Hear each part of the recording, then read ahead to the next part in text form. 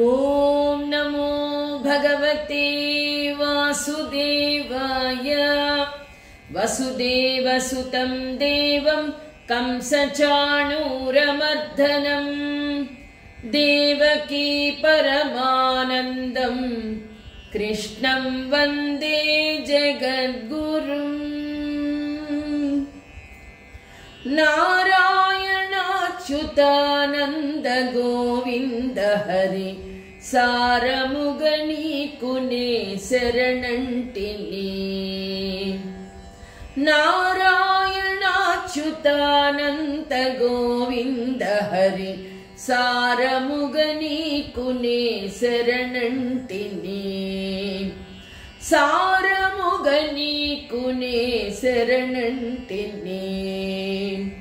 చలువయును వేడియును నటల సంసారంబు తొలకు సుఖమొకవేళ దుఃఖమొకవేళ. చలువయును వేడియును నటల సంసారంబు తొలకు సుఖమొకవేళ దుఃఖమొకవేళ. ఫలములివే రెండు పాపములు పుణ్యములు. ఫలములివే రెండు పాపములు పుణ్యములు పులుపు తీపును కలిపి భుజించినట్లు. ఫలములివే రెండు పాపములు పుణ్యములు పులుపు తీపును కలిపి భుజించినట్లు. నారాయణాచ్యుతానంద గోవింద హరి సారముగ నీకునే శరణంటిని. సారముగ నీకునే శరణంటిని. ఆత్మబంధువులారా, భగవద్భక్తులారా, మనము శ్రద్ధాత్రయ విభాగ యోగంలో అడుగుపెట్టి చాలా రోజులైంది. అయితే శ్రద్ధగా మనము ఎంత చేస్తున్నా మధ్యలో కొన్ని ఒడిదుడుకులు వస్తూ ఉంటాయి మానవ జీవితంలో. కానీ శ్రద్ధ అన్నది ముందుకు నడిపిస్తుంది అని ఆ స్వామి నారాయణాచ్యుతానంద గోవింద హరి సారముగ నీకునే శరణంటిని. స్వామి అన్యదా శరణం నాస్తి త్వమేవ శరణం మమ అని ఆయననే మనము శరణు వేడుకోవాలి. చలువయును వేడియును నటల సంసారంబు తొలకు సుఖమే ఒకవేళ దుఃఖమొకవేళ. ఈ సంసారంలో వేడి చలువ అంటే శీతోష్ణ సుఖ దుఃఖాలనేవి అప్పుడప్పుడు వస్తూ పోతూ ఉంటాయి. ఫలమునివే ఈ రెండు పాపములు పుణ్యములు అంటే పాపాలు పుణ్యాలు, మనం చేసిన పాపాలు పుణ్యాలే మనకు సుఖ దుఃఖాల రూపంలో వస్తూ పోతూ ఉంటాయి. పులుపు తీపును కలిపి భుజించినట్లు మనం అన్నీ కలిపి ఏ విధంగా మన ఆహారంలో భుజిస్తూ ఉంటామో అదే విధంగా పులుపు తీపి కారము అన్నీ ఉంటాయి ఆహారంలో. అదే విధంగా ఒకసారి సుఖము, ఒకసారి దుఃఖము, ఒకసారి సమస్య, ఒకసారి ఆందోళన, ఇన్ని రకాలైనటువంటివి రకరకాలుగా మనకు సంసారంలో వస్తూ ఉంటాయి. కానీ అన్నిటికీ నీవే నారాయణాచ్యుతానంద గోవింద హరి సారముగ నీకునే శరణంటిని అన్న అన్నమయ కీర్తనతో మనం ఈరోజు భగవద్గీతలో అడుగు పెడుతూ ఉన్నాం. ఓం శ్రీకృష్ణ పరబ్రహ్మణే నమః. శ్రీమద్భగవద్గీత శ్రద్ధాత్రయ విభాగ యోగః. శ్రీ భగవాన్ వాచ యాతయామం గతరసం పూతి పర్యుషితం చ యత్ ఉచ్ఛిష్టమపి చామేధ్యం భోజనం తామస ప్రియం. మనము సాత్వికులు ఎలాంటి ఆహారాన్ని ఇష్టపడతారు, అలాగే రాజసమైనటువంటి అంటే రాజసమైనటువంటి గుణము కలిగినటువంటి వారు ఎలాంటి ఆహారాన్ని ఇష్టపడతారు అని చెప్పుకున్నాం. ఇప్పుడు తామస గుణం కలిగినటువంటి వారు అంటే ఎప్పుడు ఇతరుల దుఃఖాన్ని చూసి ఆనందపడేటువంటి వారు, ఇతరుల మనస్సును ఎప్పుడు హింసిస్తూ సంతోషపడేటువంటి తామస గుణం, అలాంటి వారి గురించి మనము ఇప్పుడు తెలుసుకుందాం. యాతయామం గతరసం పూతి పర్యుషితం చ యన్ ఉచ్ఛిష్టమపి చామేద్యం భోజనం తామస ప్రియం. యాతయామం అంటే అసలు మిగిలిపోయినటువంటి ఆహారము, అలాగే ముందు రోజు మిగిలిపోయినటువంటి ఆహారం అంటే మనము పొద్దున్నే సద్ది అన్నం మనము ఎండాకాలంలో తింటాం, కానీ అందులో మజ్జిగ వేసుకొని మనం తింటాం. అంటే అది చాలా సాత్వికంగా పనిచేస్తుంది మన శరీరానికి. అలా కాకుండా విపరీతమైనటువంటి కారం, విపరీతమైనటువంటి పులుపు, మనం ఇందాక చెప్పుకున్నాం కదా అన్నమయ్య కీర్తనలో, తీపి అలాగే పులుపు కలిపి భుజించినట్లు అంటున్నాం. అంటే ఇక్కడ పులుపు ఎప్పుడు అలాగే కారం ఎప్పుడు దుఃఖాన్నే కలుగజేస్తుంది. ఆహారంలో ఎవరైతే ఎక్కువగా పులుపు, ఎక్కువగా కారం, అలాగే మనం చెప్పుకున్నాం రాజస గుణం కలిగినటువంటి వారు వేడివేడిగా తినడానికి ఇష్టపడతారు. అలాగే ఆమ్ల గుణము, ఉప్పు కలిగినటువంటి ఆహారాన్ని ఎక్కువగా ఇష్టపడతారు అని. ఇప్పుడు తామస గుణం కలిగినటువంటి వారు ఎప్పుడు కూడా మాంస ఆహారాన్ని ఎక్కువగా ఇష్టపడతారు.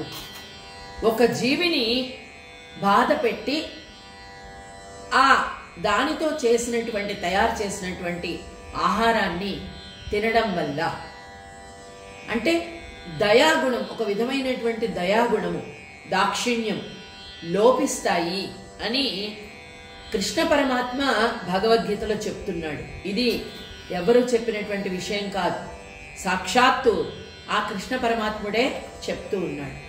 తామస గుణము అలాంటి వారికి పెరుగుతుంది. అందుకనే పెద్దవాళ్ళు చెప్తారు, ఎప్పుడు సాత్వికమైనటువంటి ఆహారాన్ని భుజించండి. మంచి ఆకుకూరలు, అలాగే పళ్ళు, కూరగాయలు, సాత్వికమైనటువంటి ఎక్కువ కారం లేకుండా భుజించినట్లయితే అది మన గుణాన్ని, సాత్విక గుణాన్ని వృద్ధి చేస్తుంది. ఇతరులను బాధించకుండా మనము నడుచుకోగలుగుతాము అని కృష్ణ పరమాత్మ అదే ఇక్కడ చెప్తూ ఉన్నాడు. ఉడికి ఉడకని అన్నము, అలాగే మాంసాహారము, ముందు రోజు వండినటువంటి ఆహారము, దుర్గంధం వచ్చేది ఇలాంటివి. అంటే చూడండి, మద్యం సేవిస్తారు, మద్యం సేవించినప్పుడు అది ఆలోచనలని మందం చేస్తుంది, ఆలోచన గుణం నశిస్తుంది. ఏం చేస్తున్నారో వాళ్ళకే తెలియదు. అప్పుడు ఏ ఆహారాన్ని భుజిస్తున్నారో కూడా వాళ్లకు తెలియదు, ఎలాంటి ఆహారాన్ని తింటున్నారు, అలాగే ఏం మాట్లాడుతున్నారో వారికి తెలియదు. ఎదుటి మనిషి నొచ్చుకుంటున్నాడా మన మాటల వల్ల అన్నటువంటి ఒక బుద్ధి నశిస్తుంది, ఆత్మ విచారము నశిస్తుంది. అదే ఇక్కడ చెప్తున్నాడు. యాతయామం గతరసం పూతి పర్యుషితం చ యత్ ఉచ్ఛిష్టమపి చామేద్యం భోజనం తామస ప్రియం. ఏవైతే తినకూడదని శాస్త్రాల్లో చెబుతారో అవే వాళ్ళు ఇష్టపడతారు, తామస గుణం కలిగినటువంటి వారు. ఆ విధంగా ఎప్పుడు కూడా అపవిత్రమైనటువంటి మాటలు మాట్లాడుతూ అమేధ్యమైనటువంటి ఆహారాన్ని భుజిస్తూ ఎప్పుడూ ఎదుటి మనిషిని నొప్పిస్తూ ఇలా ఉంటారు తామసమైనటువంటి గుణం కలిగినటువంటి వారు అని చెప్తూ ఉన్నారు. ఇంతవరకు మనము ఆహారాన్ని గురించి చెప్పుకున్నాం. ఇప్పుడు ఆ కృష్ణ పరమాత్మ త్రివిధాలైనటువంటి యజ్ఞాల గురించి చెబుతూ ఉన్నాడు. అఫలాకాంక్షిభిర్యజ్ఞో విధిదృష్టోయ యుజ్యతే యష్టవ్యమేవేతి మనస్సమాధాయ ససాత్వికః. అఫలాకాంక్షిభిర్యజ్ఞో, ఇక యజ్ఞాలలో త్రివిధాలైనటువంటి అంటే సాత్విక యజ్ఞము, రాజస యజ్ఞము, అలాగే తామస యజ్ఞం, 3 విధాలైన యజ్ఞాలు ఉన్నాయి. సాత్వికమైనటువంటి యజ్ఞం గురించి మనము మొట్టమొదట చెప్పుకుందాం. అఫలాకాంక్షిభిర్యజ్ఞో విధిదృష్టోయ యుజ్యతే.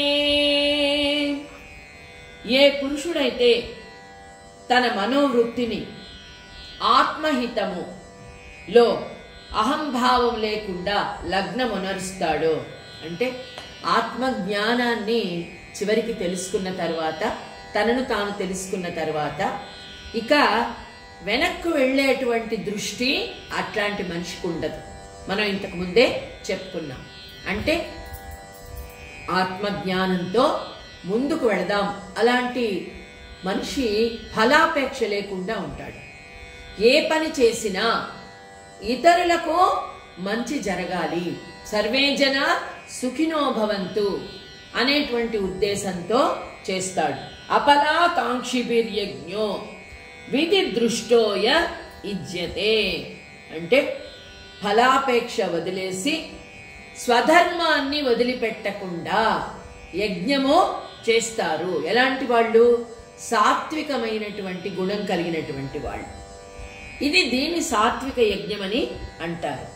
అయితే ఏ విధమైనటువంటి కర్మ ఫలాన్ని ఆశించకుండా ఒక యజ్ఞం చేస్తున్నప్పుడు ఆ యజ్ఞము వల్ల నలుగురికి ఏదైనా ఉపయోగం ఉందా, నాకు కాదు, స్వార్థంగా ఆలోచించకుండా నలుగురికి, అంటే చూడండి వర్షాలు పడాలి అని చాలా మంది ఫలాపేక్ష లేకుండా యజ్ఞాలు చేస్తారు.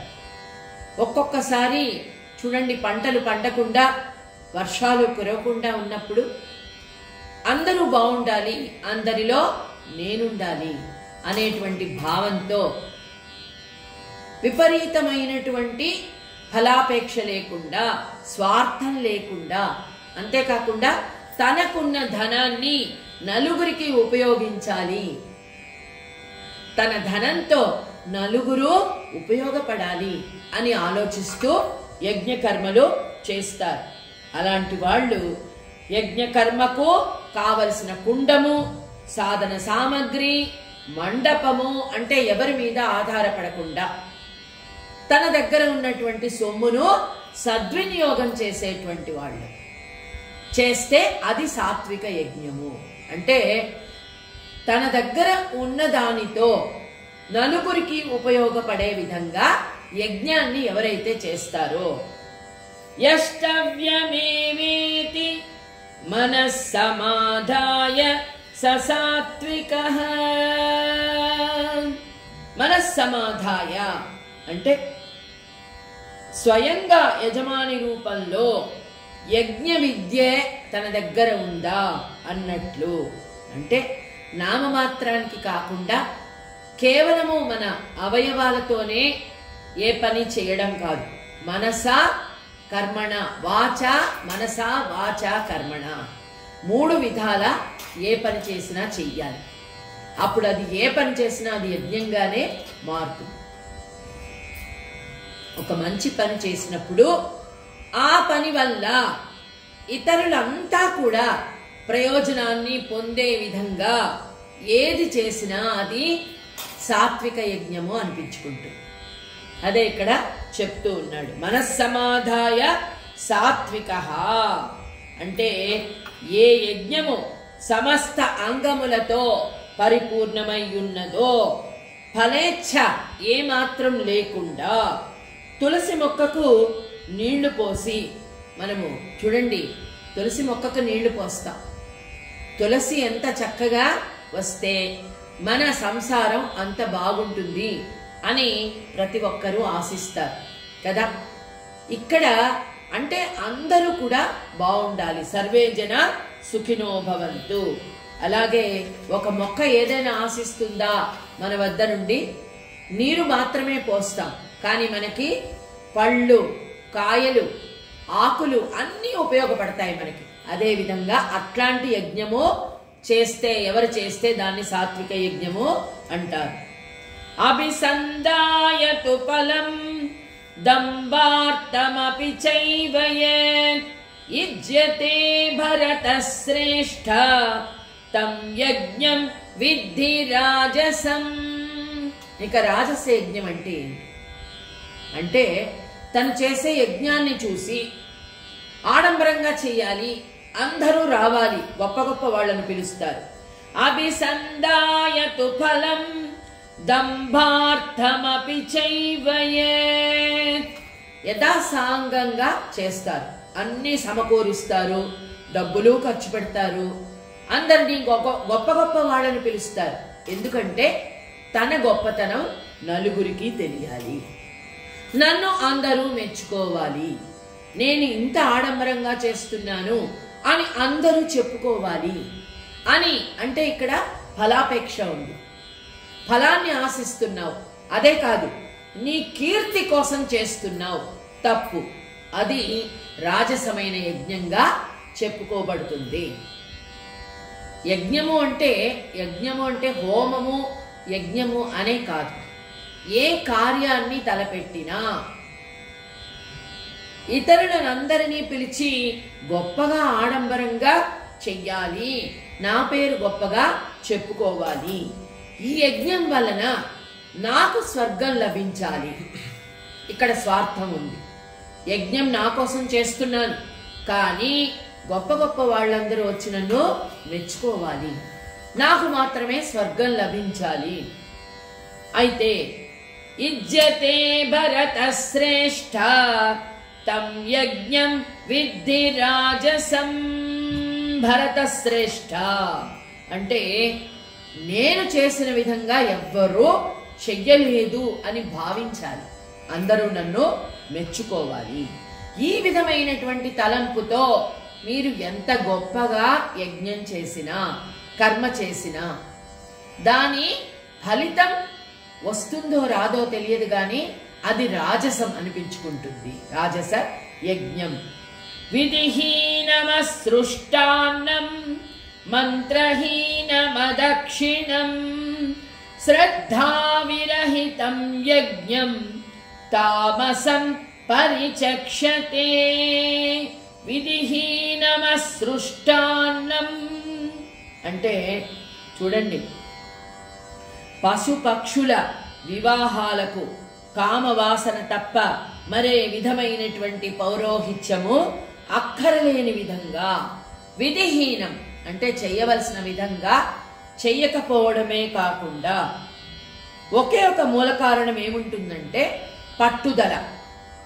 ఏదైనా చేసి తీరవలసిందే, అది మంచైనా చెడ్డైనా విధి విధానంతో చేయనవసరం లేదు, నాకు ఏ విధంగా నచ్చితే ఆ విధంగా చేస్తాను అని కొంతమంది చేస్తారు.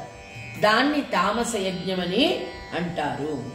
అయితే ఇక్కడ అంటే వాయువునకు వెదికినప్పటికీ మార్గము లభించకుండుట, విధి నిషేధం, ఏది చెయ్యకూడదంటాడో అదే చేస్తాడు. అంతేకాకుండా మంత్రము మొదలైన వాటి గురించి బాధ కూడా అతనికి ఉండదు. మంత్రము ఎప్పుడు కూడా మంత్రహీనం క్రియాహీనం అంటారు. మంత్రహీనంతో ఏ పని చేయకూడదు. మంత్రము తెలిస్తే మంత్రంతో చేయాలి, లేదా తెలిసిన వారితో చేయించాలి. అలాగే క్రియాహీనం ఏ విధంగా చెయ్యాలో ఆ విధంగానే చెయ్యాలి యజ్ఞం అన్నది. కానీ ఆ రెండు కూడా లోపించినట్లయితే అది యజ్ఞం అనిపించుకోదు. అయితే ఇక తామస పురుషులకు ఈగలాగా, అంటే ఈగ ఏం చేస్తుంది, ఎక్కడ ఆహారం ఉంటే దాని మీద వెళ్ళి వాల్తుంది, దానికి నిషేధం ఉండదు కదా. అంటే శ్రద్ధా విరహితం యజ్ఞం తామసం పరిచక్షతే. ఈగలాగా అంటే దేని మీదైనా వెళ్ళి వాలి ఆహారాన్ని సేవిస్తాయి ఈగలు.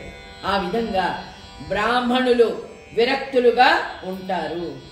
ఇట్టి స్థితిలో దక్షిణ ఆశించి, అంటే కొంతమంది చూడండి ఎంతో గొప్పగా ఆడంబరంగా ఏర్పాటు చేసుకుంటారు, బ్రాహ్మణులను పిలుస్తారు, కానీ వారికి వారిచ్చేటువంటి సొమ్ము మీదే ఎక్కువ ధ్యాస ఉంటుంది, వారు చెప్పే మంత్రం మీద ఎక్కువ ధ్యాస ఉండదు. అంటే ఇక్కడ సమయాన్ని పాటించడం గాని కాలాన్ని వృధా చేయడం కాదు, కాలాన్ని సద్వినియోగపరచుకోవడం, మంత్రాన్ని కూడా వారు ఇచ్చిన సొమ్ముకు అనుగుణంగా మనము యజ్ఞాన్ని చెయ్యాలి. అలా కాకుండా తామస యజ్ఞము అంటే ఏదో చేశాం, ఏదో అయిపోయింది, సొమ్ము ముఖ్యము అని ఈ విధంగా ఆలోచించి చేసేది తామస యజ్ఞము. అగ్ని తీవ్రమైన గాలిలో పడి భగభగ మండు రీతిని, అంటే తన సర్వస్వాన్ని వ్యర్థంగానే ఉపయోగించుకుంటాడు కొంతమంది మనుషులు, అందరూ కాదు, కొంతమంది. అంటే తామస గుణం కలిగినటువంటి వారు డబ్బును వృధా చేస్తారు, అలాగే మంత్రాన్ని సరిగ్గా వినియోగించకుండా, క్రియను కూడా సక్రమంగా నిర్వర్తించకుండా, సంతానం లేని వారసులు లేని వాని ఇంటికి వచ్చే పోయే వారందరూ దోచుకొనసాగు రీతిని, అంటే శ్రద్ధ లేని ఏ పనైనా సరే శ్రద్ధతో చెయ్యాలి. లోపల ఇంటికి ఇట్లాంటి వాళ్ళు అందరూ వచ్చి అతని ఆస్తిని దోచుకోవడం మొదలు పెడతారు. ఎవరైతే ఈ విధంగా తామస యజ్ఞం చేస్తారో వాళ్ళ ఆస్తి అంతా దోచుకోబడుతుంది అని కృష్ణ పరమాత్మ చెప్తూ ఉన్నాడు. యద్భావం తద్భవతి. మనం మనస్ఫూర్తిగా మనం చేసేటువంటి పని వల్ల నలుగురు ప్రయోజనం పొందాలి, నలుగురి గురించి ఎక్కువగా ఆలోచించి చేసేదే శ్రద్ధతో కూడిన సాత్విక యజ్ఞము. అది కాకుండా స్వార్థంతో ఏదో గొప్ప పేరు రావాలని మంత్రహీనం క్రియాహీనం ఈ రెండిటితో కూడి తామస యజ్ఞం చేస్తూ రాజస యజ్ఞాలు చేస్తూ, ఇవి అంటే మనకు ప్రయోజనాన్ని ఇవ్వకపోగా మనకు ఎక్కువగా అపకారాన్నే చేస్తాయి. అది ఇక్కడ చెప్తూ ఉన్నాడు. త్రివిధాలైనటువంటి 3 విధాలు. నదీ జలం ఎల్లప్పుడూ ఒకే రూపంతో ఉంటుంది, కానీ అది భిన్న భిన్న ప్రదేశాల్లో ప్రవహించడం వలన ఒక్కొక్క చోట మురికిని కూడా తీసుకొని వెళుతూ ఉంటుంది, అంతే కదా.